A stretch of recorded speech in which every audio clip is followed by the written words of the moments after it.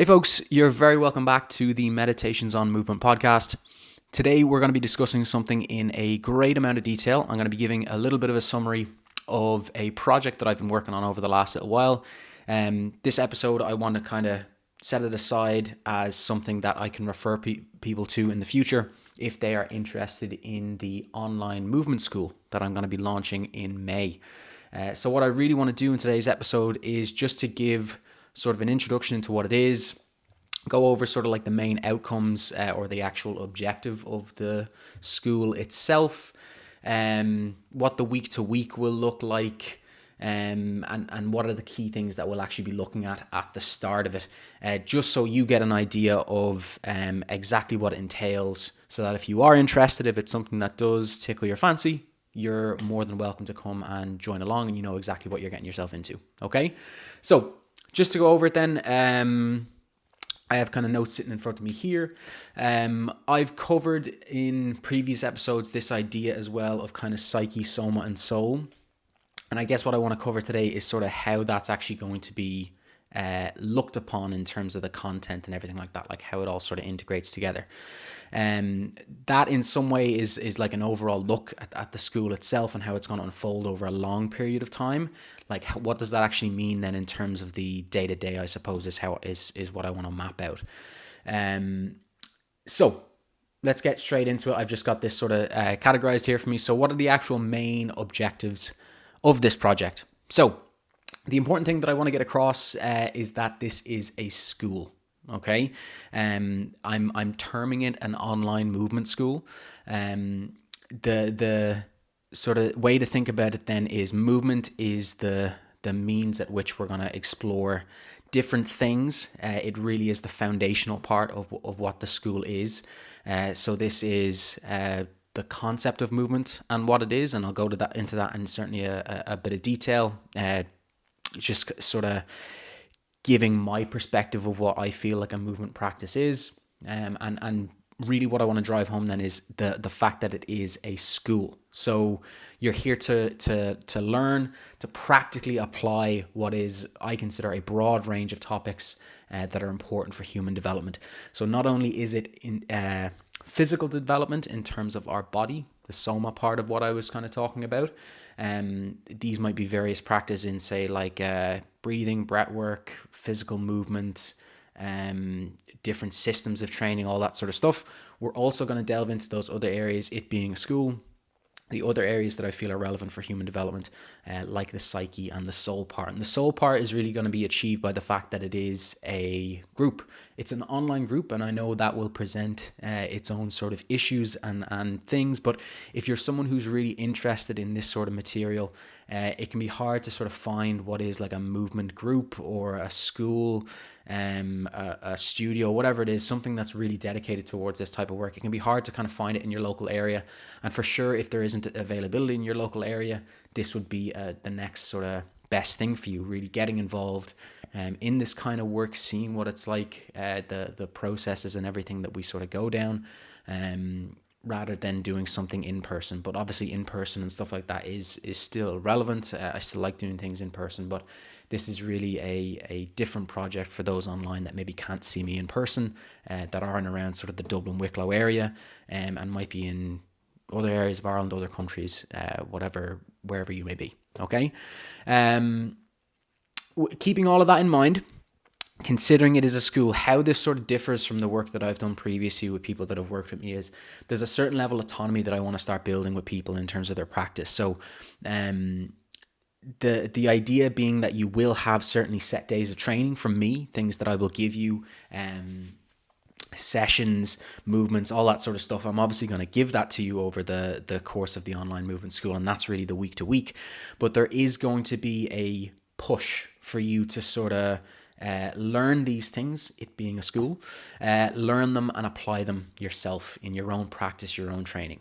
So keep that in mind as sort of an integral part of it, and it'll make sense then when we look at the week to week, how you can start structuring things yourself in terms of this project, this online movement school. Okay. So this to me means that although there is a program to follow week to week in terms of physically moving the body and practicing, you'll be encouraged to do more outside of that. And what exactly you end up doing is something I will also help you with. So I'm always there is the important thing. I'm there on the back end. It's obviously a group of us. I'm there to answer questions, to obviously give you the material itself in terms of how you'll follow stuff, how you'll learn to sort of program, apply these concepts and stuff like that. So don't think that the autonomy just means that I'm just gonna bail at the first sight of you sort of coming into the group. I'm always there. It's just I want to make sure that people are coming into this understanding that this really is a long-term thing for them. They're not here to just say, okay, you take care of everything. I'll just do the training itself. While there is an element of that, there's still that big thing of autonomy that I'm trying to get you to build. Okay. So I'm aiming to communicate a lot of theories, systems, and lenses of looking at movement, along with the practical knowledge, so you can explore these areas yourself. We'll really go into detail on some of the theories, the systems, and stuff like that. Pros, cons, the reasons why, the reasons for, the reasons against. Breaking down things, giving you new concepts, new lenses, so that you start to build a picture yourself. It's often a case where you find with a lot of programs online that are either related to fitness or things that I've seen, certainly, they will give you the sort of black and white perspective. They'll often say, like, okay, you need to do exactly this, no straying from it. Obviously, there's a reason why they do that. There's obviously an element of making sure that you actually do what they tell you to do, so that you, by the end of it, they can somewhat guarantee a bit of a result. But that black and white thinking, that dogmatic approach, really just means that a lot of stuff gets pushed to the side, and we say a system might say that stuff is irrelevant and doesn't work, when there's likely a little bit of a case where that stuff does have some merit. It just might not fit in snugly with that system. And then sometimes systems just kind of they end up being too rigid like that. And even when there's an overwhelming amount of evidence for something that could potentially be beneficial, they don't look at it because they can't really sell it. Okay, so that's something that I certainly want you to keep in mind, is you're going to get a very broad range of things that we look at on sort of a cycle to cycle basis, where we're looking at a few different things in one cycle, moving on and progressing into sort of different theories, different ways of looking at it, so that you really have a broad perspective of movement, of human development, of psyche, soma, and soul, those things that I was talking about. So it will start with some basic things on getting you up to speed with the terminology of training. What are the different things we can train and how to train them? How do we select what movements we do? How do we make sure we're progressing in our training? How to essentially program for yourself. So this is what I was talking about in terms of that autonomy is, I'm going to teach you these things. I'm going to show you how it is that you would train. Like if you were, for example, to go to someone who is an expert, these are the kind of things that you would be wondering yourself. It's like, okay, they're the ones that assign everything that you do. I want to give you those things. I want to tell you how you can start taking a little bit more ownership of your training, how it progresses. And that's what I'm going to teach you. I'm going to show you those things over time, the things that you should be changing, the things that you should be monitoring. So there's just way more value for you really in the long term. Okay. So with this level of autonomy in mind, there's going to be a split in how some of the material is going to be delivered. So this is just to give sort of that broad picture of the school itself. In terms of what difference between, say, like someone who is maybe got a little bit more time on their hands and wants to really invest in this stuff, just has way more of their foot in this. You know, someone who might be dipping their toe in and saying, okay, I want to test out this stuff, I want to give it a try, I want to just have a little go at it. Whereas there's others who are, you know, fully invested in this kind of work, really experienced, and just want to get the most from it. Okay, so I'm kind of catering for the two in some sense. Where some of the material basically that's available outside of the set week-to-week program, it's in some way considered optional material. Okay, it's certainly going to be of benefit to everyone, but as I said, I want to just sort of separate the two, so that someone who's coming in and looking to get the most from their training can really delve into this stuff. Okay, so the other material will be seen as mandatory in a way. So that's going to be part of the week-to-week programming and material. And this is just, as I said, the set structure is out there for you. Everyone's got to do it. This is just the mandatory material of the school itself. So I feel this way, those who are new to this material can really dip in and out when they so choose. If 3 days at the start is enough and then they want to build from that, the other material is there and they can consume that when they feel they need to. So if you're getting along with the 3 and then you say, you know what, I can add in a little bit myself, you're certainly learning a lot of the concepts from me, and then there's that sort of added material there on the back end so that I can show you exactly what you need to do in terms of assigning this material for yourself and making sure that you're progressing in some of the topics, some of the areas that you want to go and do. And hold on to till close to the end of the episode. When I go through the week, it'll make sense what I mean by that, by kind of taking on different projects, different systems, different things to look at in tandem with the actual week to week that we normally go through. Okay. So just to summarize so far, the things that I want to highlight, everything that I've gone through there, just really the idea of the school and curriculum nature of the work. So you're coming in, pen and notepad, you're there to actually take notes. It's not to just be mindlessly done.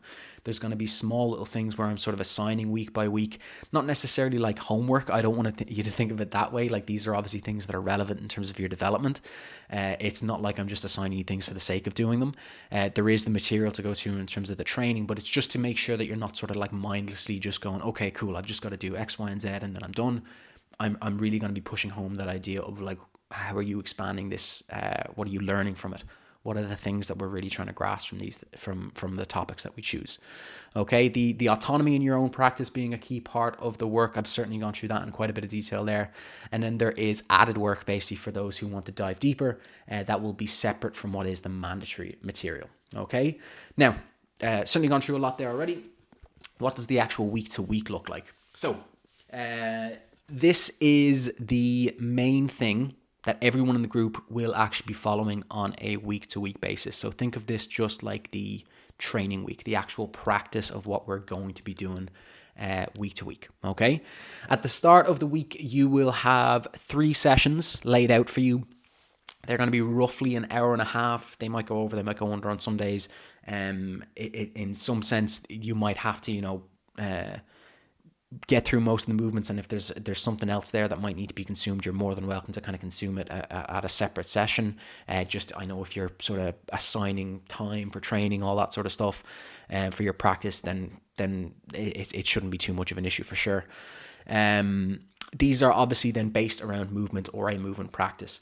So this is certainly where I feel it's necessary to really explain what a movement practice is. For me, it's been a change in viewpoints over time. I would have very much seen this idea of just training being the big thing that I was looking at. I was training to get physically better. And in some sense, that is a part of a movement practice, this idea of pushing yourself, advancing in different things.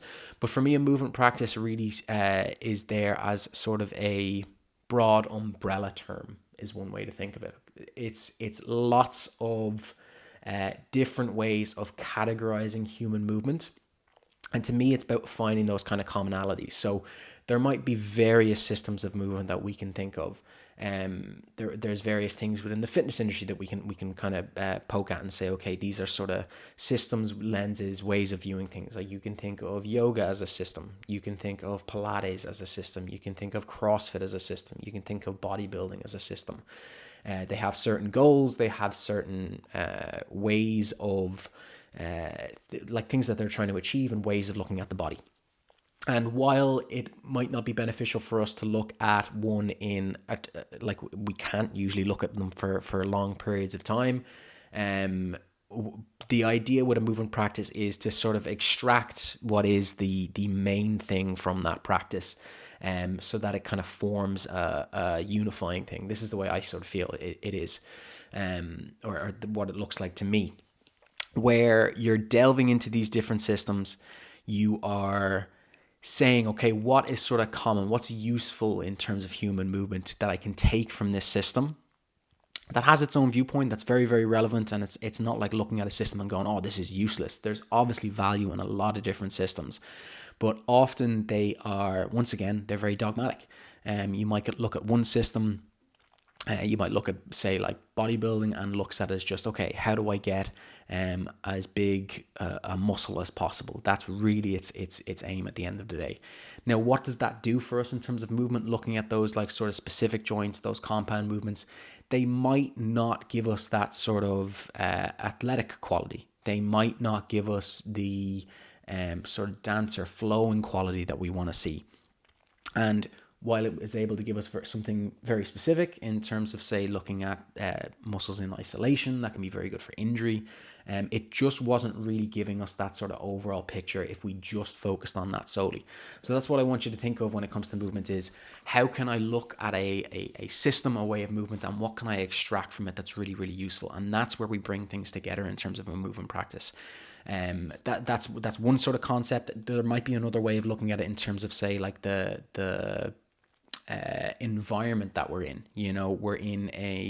We're using bars, we're using stairs, we're using walls, we're using our body as a platform. We're kind of thinking of all these different ways in which we can sort of look at human movement, ranging from like acrobatics, parkour,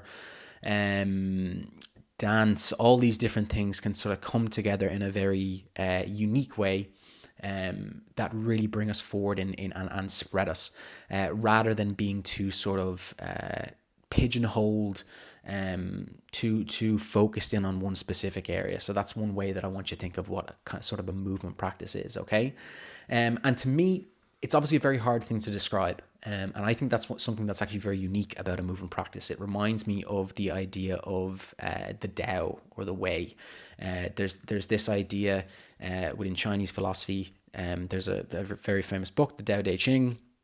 The religion itself, Taoism, is very much talks about this idea of the minute you think you've described the Tao, you've lost it. And it really goes to that idea of not trying to be just vague for the sake of being vague, but something like this is ever evolving, and it's sort of unique to people as well, in that for some people, a movement practice might be very different. For advanced practitioners, it starts to sort of come together in more of a coherent thing, so that it is much better to, or it's easier to explain in some way.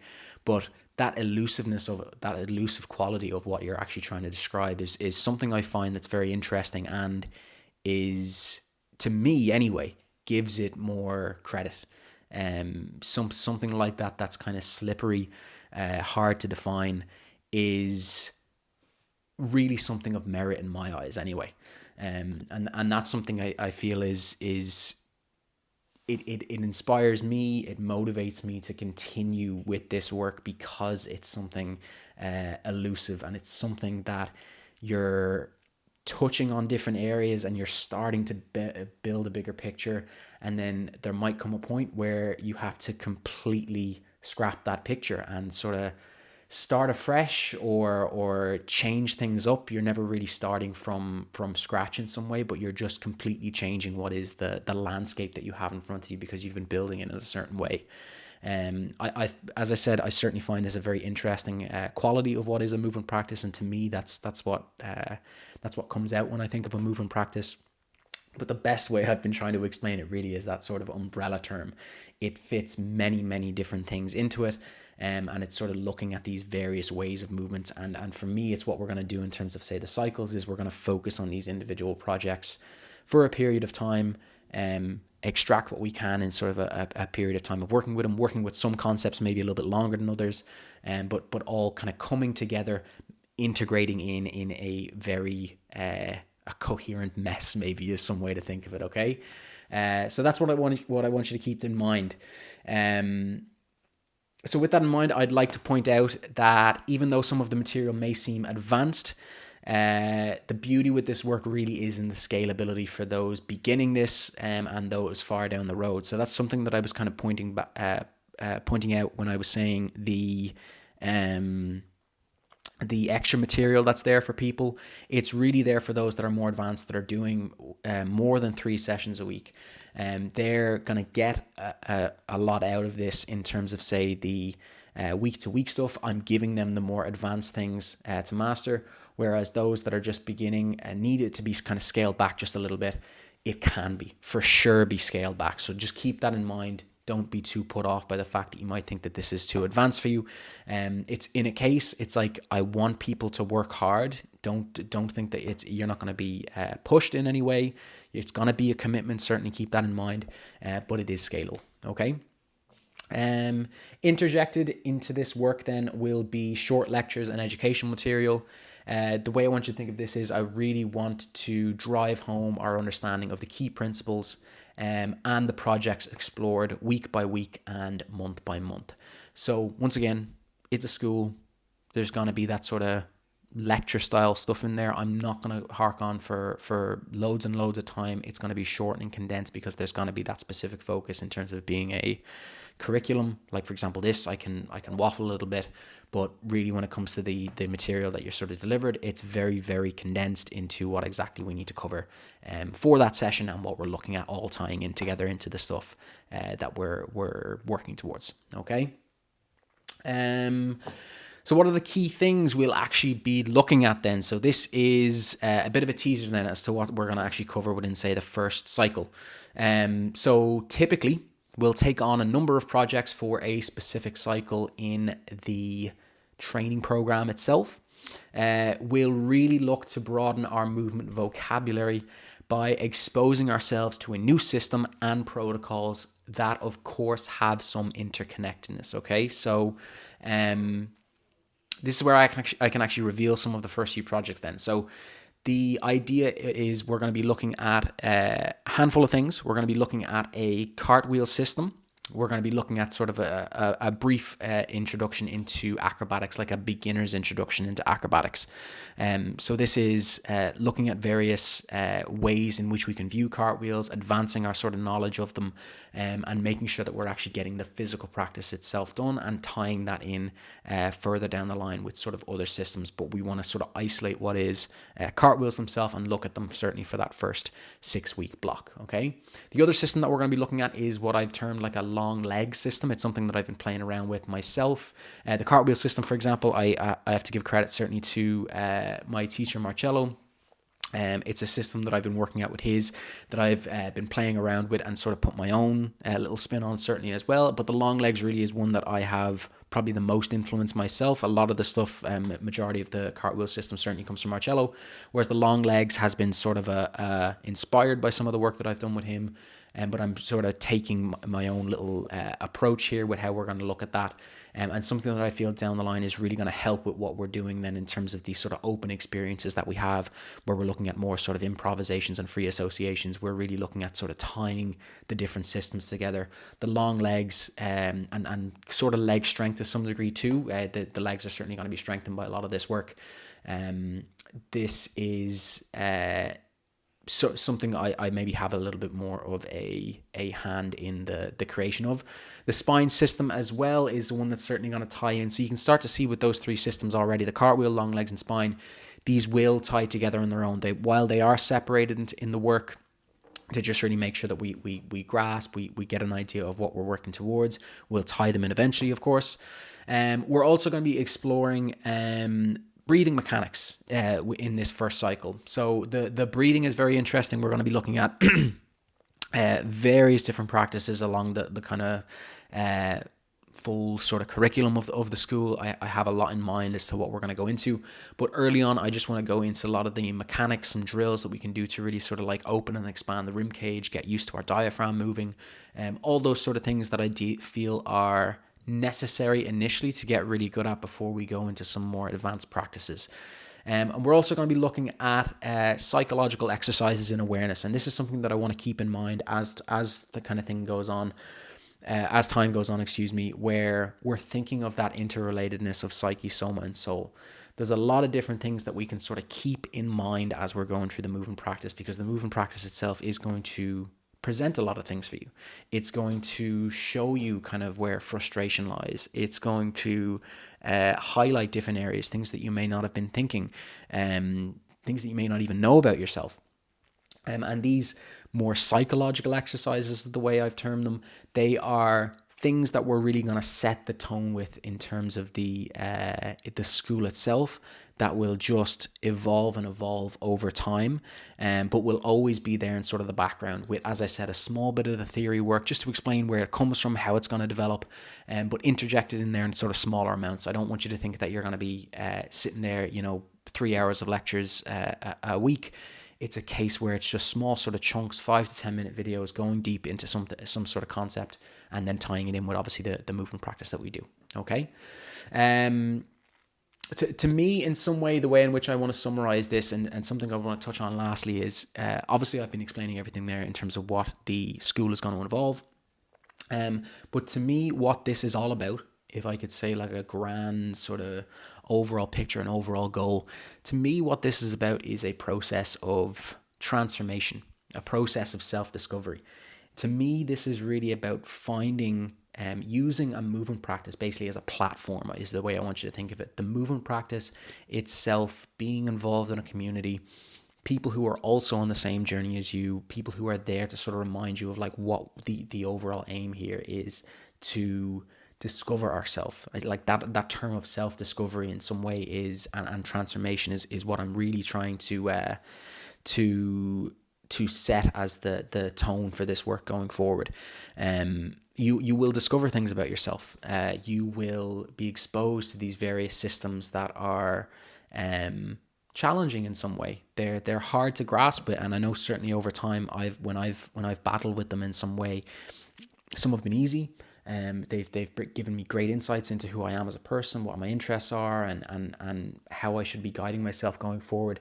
But they've also been tough. It's put a lot of sort of home truths in front of me that were very, very hard to deal with at the time. But overall, I think these sort of bouts of intentional suffering in some way are sort of necessary for the process. Everything isn't sunshine and rainbows all the time, and if we think of that into our processes of how we train, how we expose ourselves to things, I don't think they're going to really give us something that is worth its merit. Whereas if we go through these processes in certainly a very healthy way, in a way of sort of challenging ourselves in the areas that we know that we're sort of lacking, or those areas that we know that we're ignoring, then I think we're going to find a much more tangible, a much deeper sense of change and transformation that can actually come from work like that. So that's certainly what I want you to keep in mind then as the time rolls into when the school itself starts. I'm putting out this episode like kind of early April.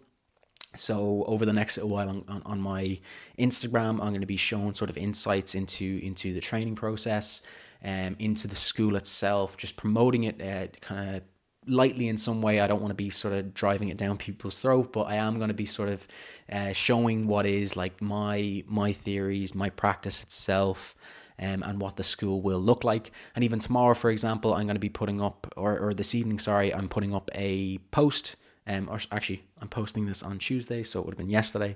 I put up basically something to do with the long leg system, just a little bit of an insight into what it might look like. Very, very small amount, really a little teaser in some way. So certainly go check that out. You're going to see some of the material, and then as time goes on, all the way up until May, there'll be more and more of that material available. Something that I do want to, I'm sort of experimenting with in some way, or thinking, is the way in which I'm going to sort of operate the school from the first from the first week onwards. I certainly want to get a gang of people in. It is a group, so there is that nature of the calls that we're going to be doing on a regular basis. We're going to try and do, say, one Zoom call a week, and the aim really is to just have that chance to sort of sit down and ask questions. There's a lot of material to go through, so people are going to have questions. We're going to want to discuss various things, get clarity on some issues and problems, whether they be the actual practice itself or the theory. So we're going to do that, and we're going to find a time that sort of suits everyone, really. I know, some people aren't going to be available at times, but I'll try and make it so that it's a time where everyone is most available. And where was I going with this point? You'll have to excuse me. Yes, so the idea being that obviously it being a movement school and a group, I just want to get as many people involved in the early stages. Certainly, I know there's probably a number that I can handle, somewhere around probably 20 to 30 people, hopefully. If there's that amount of people at the start, I'd be delighted.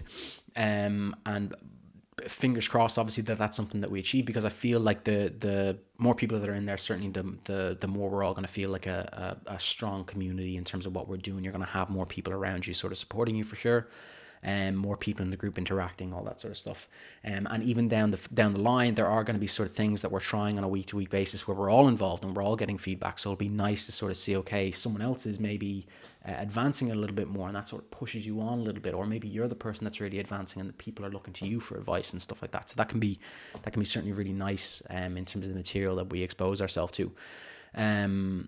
So hopefully we can get that amount through sort of early days. I'm toying with the idea of potentially doing it where, say, the first week is free, just to get people in, because I know this work in some way. Even with that big spiel that I just gave you there's a little bit of kind of vagueness to it. We're not quite sure what it is that this work will actually entail. And I think obviously coming in for, say, like a week, doing the first 3 sessions, it's a chance for me to sit down and explain some of the things that we're going into in way more detail. You're getting a chance to actually move and feel what this sort of work is like, and you'll just get a little bit of a taste potentially of where we're sort of going with all of this stuff. So I think that might be a viable option. I'll sort of play around with it. I won't guarantee it just yet, but I'm thinking about it for sure. And I certainly want people to express interest. So how I'm going to do this, certainly obviously have a conversation with me on my Instagram, reach out to me, message me. But the podcast here, I'm going to be posting this on most platforms. I'll be posting it. I sort of mainly post it on Spotify. But I will leave in the show notes, I'm going to leave a little link to a waiting list. All you're going to get on this, in a sense, is just a confirmation email once it is once you leave your email, and I'm just going to keep you updated. I promise not to send too many emails. We're 4 or 5 weeks away from it, so it might be just an email a week, just to sort of say, okay, here's where we are, here's what we're looking at, just a little bit of an insight. And then if there are any like important dates that I want you to be aware of, like for example the actual launch date itself and what you need to have ready, all that sort of stuff, that's all I'm really going to bother you with. So check the show notes if you're interested, for sure. If any of that, I'd really honestly say that, like, for example, for me, I've talked about this before on the podcast, that there was a big pull towards this stuff. There was an intuitive pull for whatever reason it was. And to really get that understanding of that's sort of what I'm sort of focusing in on as something to explore. There's some part in terms of an understanding that you're going to get from feeling something intuitively. So if this is something that has just sparked an interest in you, something has been touched upon that you just said, oh, that sounds really interesting, or I've been thinking about that for a period of time, then certainly get in touch. What's the harm in trying out the first week, just to sort of see whether or not it lives up to your expectations and is what you're looking for. And then after that first week, obviously depending on whether or not I do that free week, you can continue on with the work, and I'll explain sort of what the sort of pricing structure would be like on a month-to-month basis, and how obviously everything will evolve from there. Okay, so lots that I've just gone through. Hopefully you found that episode valuable. Certainly if you're someone who's on the periphery and has always been looking at my stuff, and has seen that I've been involved or been coming up with this project, this has hopefully satisfied that curiosity of what I've been working on. And for sure, any questions, be sure to let me know. Reach out to me on Instagram. It's my handle is @ronan.lewins. You can find me there. For the moment then, folks, I'll be back with another episode soon enough. Talk to you soon.